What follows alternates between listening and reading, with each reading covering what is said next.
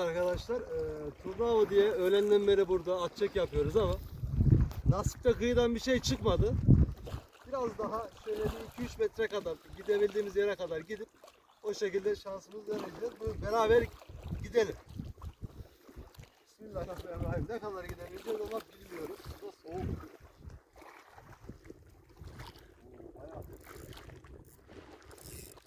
Çok derin.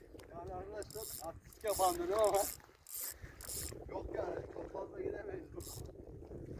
Ama bir tane atış yapacağım size.